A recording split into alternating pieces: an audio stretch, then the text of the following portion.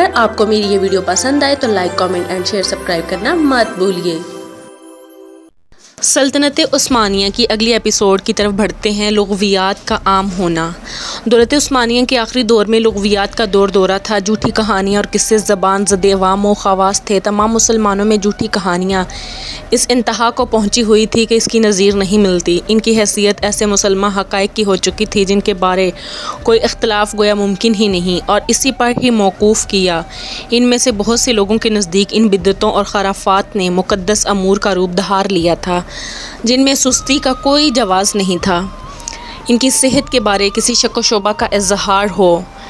ان خرافات میں سے ایک وہ جھوٹی کہانی بھی ہے جو آستانہ میں پھیلی ہوئی تھی۔ لوگوں کا اعتقاد تھا کہ خواجہ مصطفیٰ پاشا کی جامع مسجد جس زنجیر سے گری ہوئی ہے اور جس قدیم درخت کے ساتھ وہ بندھی ہوئی ہے، اس کی یہ خاصیت ہے کہ اگر کوئی شخص اس زنجیر کے نیچے بیٹھ کر جھوٹی بات کہے تو یہ اس کی سر پر گر پڑتی ہے، اور اگر وہ سچا ہو تو یہ زنجیر حرکت نہیں کرتی۔ اس دور کے تمام مسلمان قبروں کی پوجا پاٹ میں غرق تھے اور اللہ تعالیٰ کو چھوڑ کر ان قبروں سے امیدیں وابستہ کر چکے تھے۔ یہ لوگ بہت بری طرح شرک، بدعت اور خرافات کا شکار ہو چکے تھے۔ ان خرافات نے ان کی زندگی کو بھر دیا تھا۔ ان کا پورا وقت ان کی نظر ہو گیا تھا۔ ان کی ساری طاقت اور راست ادا خرافات میں ضائع ہونے لگی تھی۔ ان کی کوششیں صحیح راستے سے ہٹ گئی تھی۔ لوگ یوں منہ کے بل گر چکے تھے۔ ان کا اٹھنا محال تھا۔ یہ قوم اپنے زوال و انحطاط کے اسباب کو سمجھنے سے قاصر ہو چکی تھی۔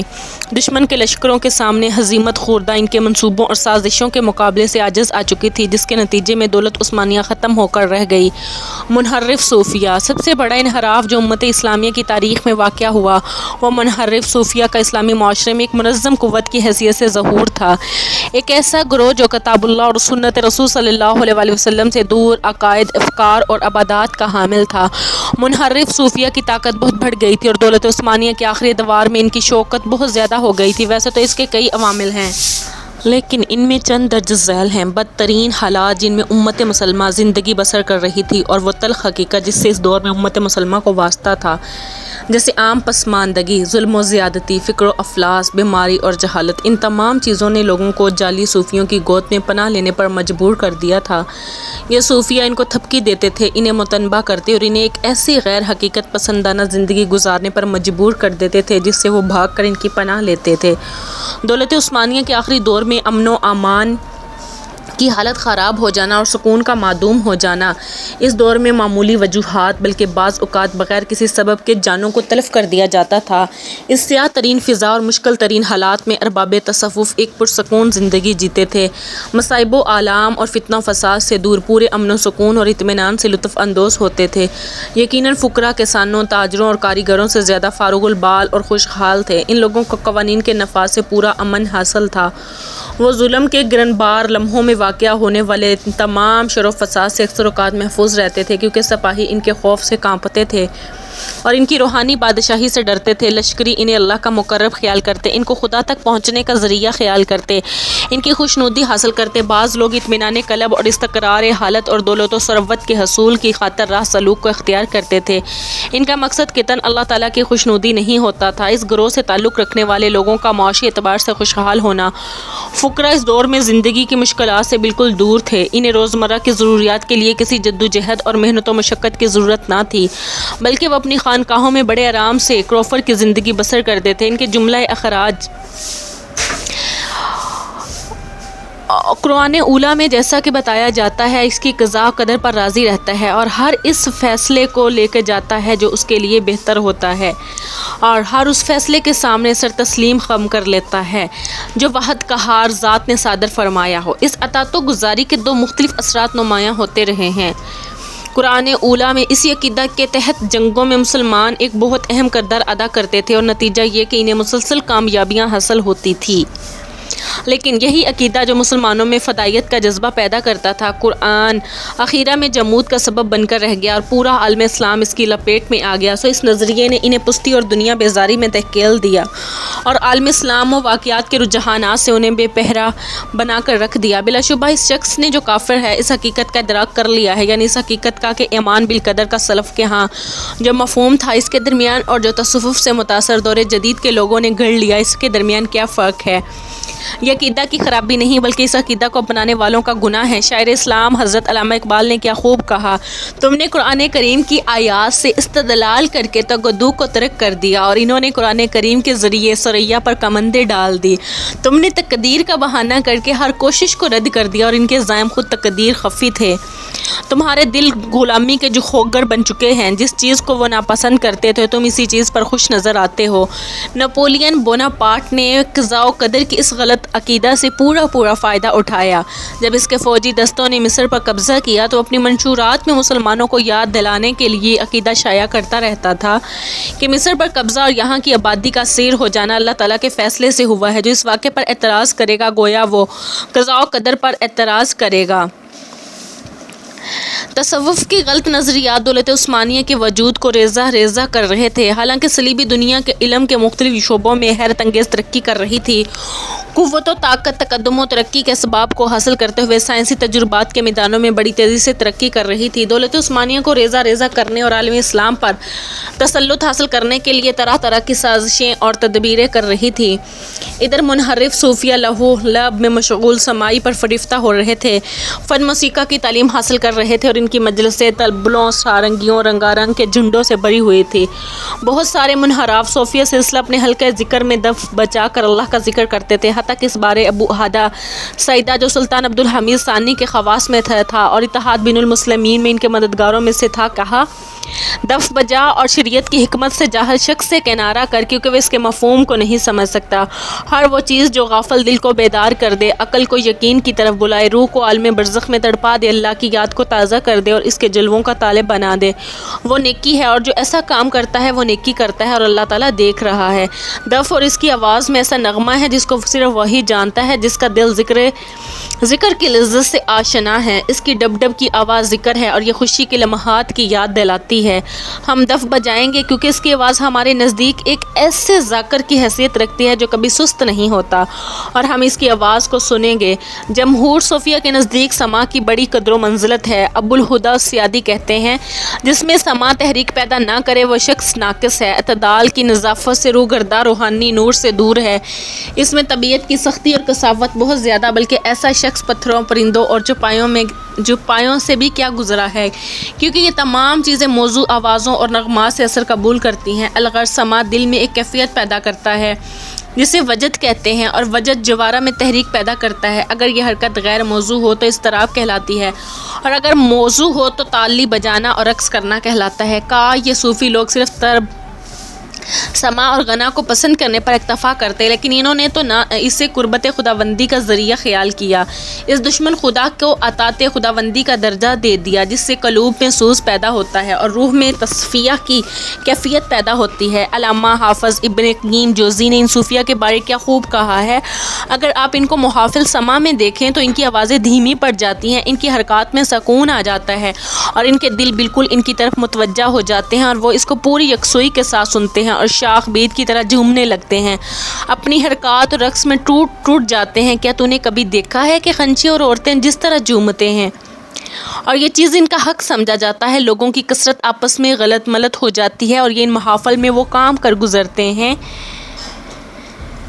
جو شراب کی شدت بھی نہیں کر سکتی۔ محض غیر اللہ کے لیے بلکہ شیطان کے لیے دلوں کا یہاں ٹکڑے ٹکڑے کیا جاتا ہے۔ اللہ تعالیٰ کی اطاعت کے بغیر کپڑے لٹائے جاتے ہیں، حتیٰ کہ ان پر سکر کی کیفیت چھا جاتی ہے جس سے شیطان کی امیدیں براتی ہیں، اس کی خواہشات پوری ہوتی ہیں۔ وہ اپنی اوزار سے اور اپنے ہیلے سے ان کو مشتعل کر دیتا ہے اور اپنے پیادوں اور اپنے شہ سواروں سے ان کو اپنے محاصرے میں لے لیتا ہے، ان کے دلوں میں کچوک دیتا ہے، ان کو تحریک دیتا ہے، وہ زور زور سے زمین پر اپنے پاؤں مارے، کبھی ان کو مجبور کرتا ہے وہ گدھوں کی طرح مدار کے ارد گرد چکر لگائیں، اور کبھی انہیں اس بات پر اکساتا ہے کہ شہروں کے وسط میں مکھیوں کی طرح رقص نہ ہوں۔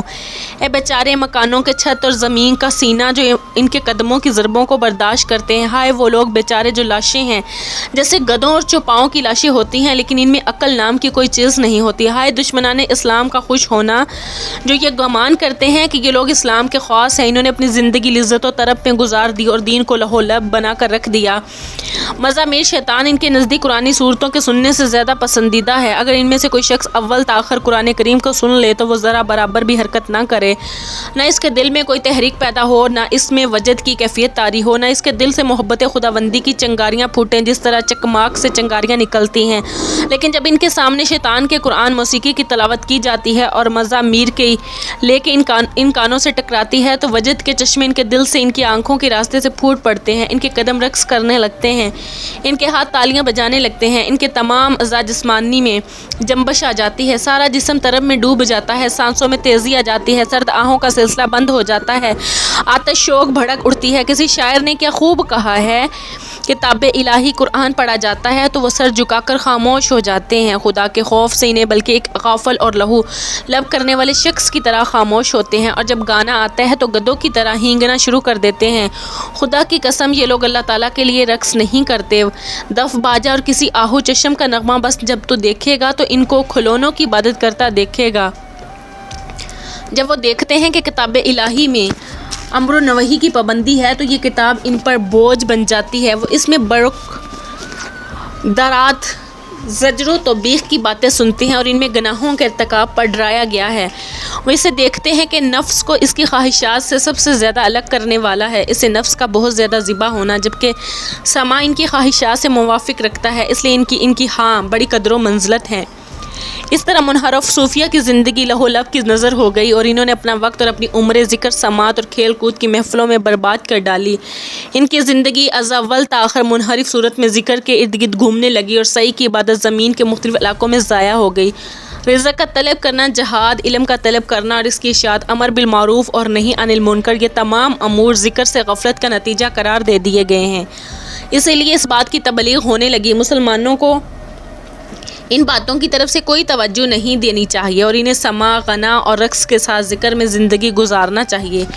منحرف تصوف کی اس دنیا میں بعض بزرگوں کی تقدیس کا عقیدہ داخل ہو گیا، ان میں سے بعض زندہ تھے اور بعض اس دنیا سے جا چکے تھے۔ لوگوں نے ان کی طرف کئی کرامات اور خوارق العادہ کو منسوب کر رکھا تھا اور دہام کی دنیا میں زندگی بسر کرتے تھے۔ اسی وجہ سے لوگوں میں کمزوری، عجز و انحطاط جیسی بیماریاں عام ہو گئی تھی اور یہ پسماندگی اور انحطاط کی خلیج بہت وسیع ہو گئی تھی، جبکہ یورپ کے صلیبی مادی تہذیب کے زینے مسلسل چڑھ رہے تھے اور ان کی فوجیں فراخات و اوہام کی دنیا میں غرق اور خوارق و کرامات پر بھروسہ کرنے والے عالم اسلام پہ در پہ حملے کر رہی تھی۔ جس وقت امت مسلمہ کو کمزوری اور انحطاط کا سخت سامنا تھا، ان پر دشمنوں کی سازشوں کا چاروں طرف سے حملہ ہو رہا تھا اور وہ طرح طرح کی چالیں چل رہے تھے، اس امت کے بہت سارے علماء ان منحرف صوفیہ کے دامن سے وابستہ جہاد فی سبیل اللہ سے منہ موڑ چکے تھے اور ان کے مشائخ یہ صوفیہ امت میں ذلت، مسکنت، سستی و کاہلی کی روح پھونک رہے تھے۔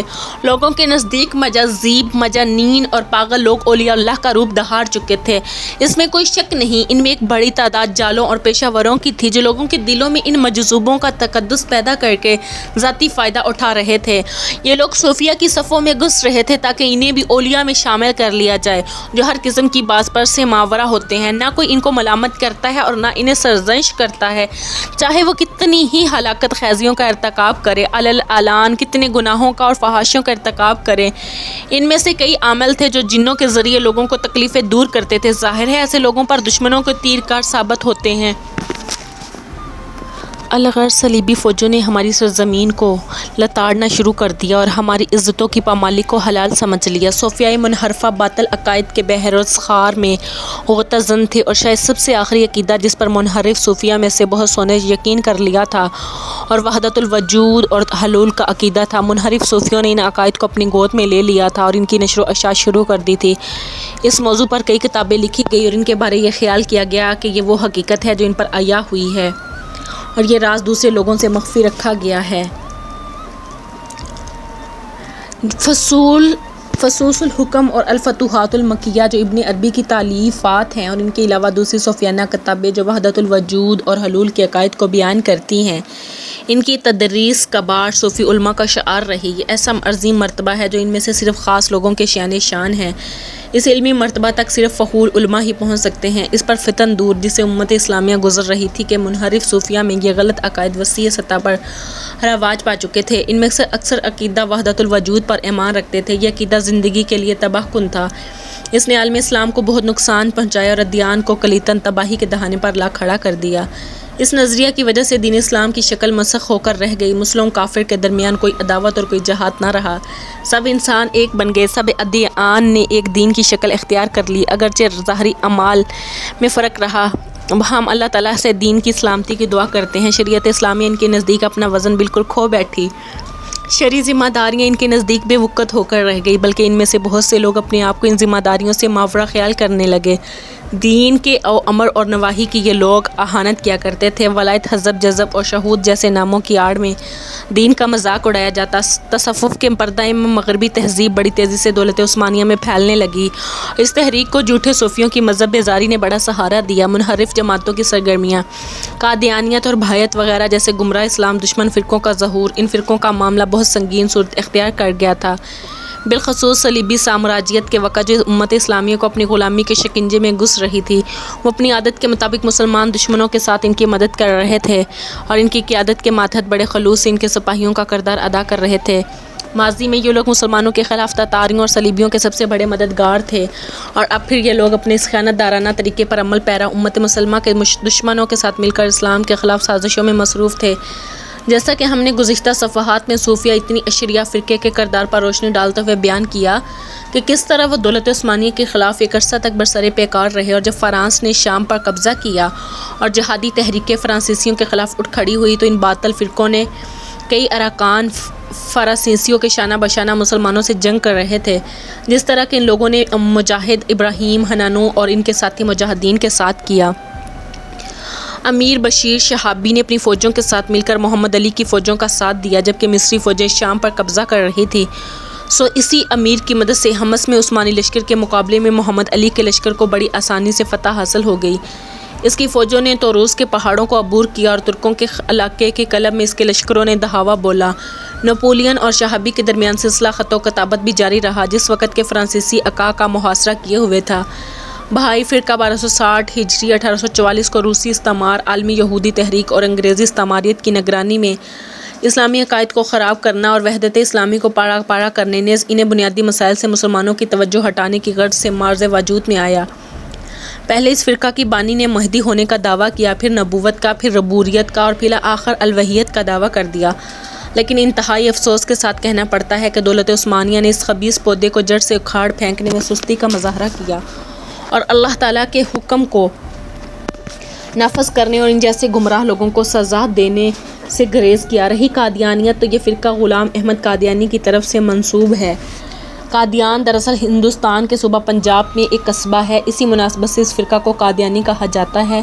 غلام احمد قادیانی کی وفات 1326 عیسوی میں ہوئی۔ یہ تحریک مسلمانوں کو ان کے دین اور بالخصوص فریضہ جہاد سے دور کرنے کی غرض سے ہندوستان میں انگریزی استعمار کے ایما پر برپا ہوئی تاکہ مسلمان اسلام کے نام سے انگریز استعماریت کا مقابلہ کرنے سے رک جائے۔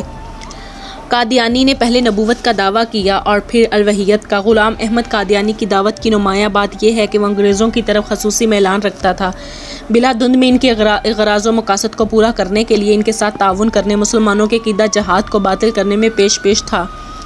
غلام احمد انگریزوں کی تعریف کرتا تھا اور اپنے ماننے والوں کو ہر جگہ ان کی مدد پر ابھارتا تھا۔ قادیانی کہتا ہے، میرے نزدیک یہ بات جائز نہیں کہ ہندوستان کی رعایا باغی مسلمانوں کی راہ پر چلے اور اس محسن مملکت کے خلاف اپنی تلواریں بلند کرے، یہ اس معاملے میں کسی شخص کی مدد کرے اور قول و فعل، اشارے مال یا فساد انگیز تدابیرات کے ذریعے کسی مخالف کی کچھ بھی آنت کی جائے، بلکہ یہ تمام امور کتنی حرام ہیں، اور جس نے ان امور کا ارادہ کیا اس نے اللہ تعالیٰ اور اس کے رسول صلی اللہ علیہ وسلم کی نافرمانی کی اور واضح طور پر گمراہ ہوا۔ یہ تمام جماعتیں پریشانی اور فتنوں کے پھوٹنے کا سرچشمہ تھی۔ دولت عثمانیہ کے اندر انکار کی انہی جماعتوں کے ذریعے پھیلائی جاتی تھی۔ اسی طرح ہندوستان کے مسلمان معاشروں میں فتنہ فساد پھیلانے میں یہ لوگ پیش تھے۔ یہ جماعتیں دشمنان اسلام کا ہمیشہ ساتھ دیتی تھی اور سازشوں کو جاری رکھنے سے بالکل نہ گھبراتی اور نہ اکتاتی تھی۔ ان کی ہمیشہ یہ کوشش رہی کہ وہ مسلمانوں کا وقت ضائع کرے، حالات کو خراب کرے۔ جب اہل السنہ کا عقیدہ کمزور پڑ گیا اور ان پر قائم اسلامی حکومت کا ڈھانچہ کمزور ہو گیا اور اہل سنت کے دلوں میں کمزوری آ گئی، تو ان فرقوں کو کھل کھیلنے اور اپنے عقائد پھیلانے کا موقع ہاتھ آ گیا۔ قیادت ربانی کا فقدان۔ امت کی تعمیر و ترقی زبانی قیادت کے بغیر ممکن نہیں۔ امت کو صرف اسی صورت میں غلبہ و اقتدار حاصل ہو سکتا ہے کہ اسے ربانی قیادت میسر آئے، کیونکہ کسی بھی امت کی قیادت امت کی زندگی کے لیے اتنی ہی ضروری ہے جتنا جسم کے لیے اعصاب اور دھڑکنے کے لیے اگر قیادت صالحہ میسر آ جائے تو پوری امت صالحہ بن جاتی ہے، اور اگر قیادت بری ہو تو پوری امت فساد و بگاڑ کا شکار ہو جاتی ہے۔ حیات ملی میں قیادت ربانی کی اہمیت سے دشمنان اسلام پوری طرح سے واقف تھے، اس لیے ان کی یہ شدید خواہش تھی کہ ربانی کی عادتیں تمام معاملات کی بھاگ دوڑ اپنے ہاتھ میں لینے میں کامیاب نہ ہو سکی۔ لوئس نہم نے اپنے منصوبے میں یہ وصیت کی تھی کہ بلا اسلامیہ اور عربیہ صالحہ حاکم کی قیادت میں نہیں جانی چاہیے۔ اسی طرح اس نے یہ بھی وصیت کی کہ بلاد اسلامیہ میں رشوت، فساد اور عورتوں کے ذریعے نظام حکومت اور اداروں کو برباد کرنا بہت ضروری ہے تاکہ صف اول کی صحیح مسلمان قیادت کے ہاتھ کچھ نہ رہے اور اداروں کی باغ ڈوڑ ہمارے ایجنٹوں کے ہاتھ آ جائے۔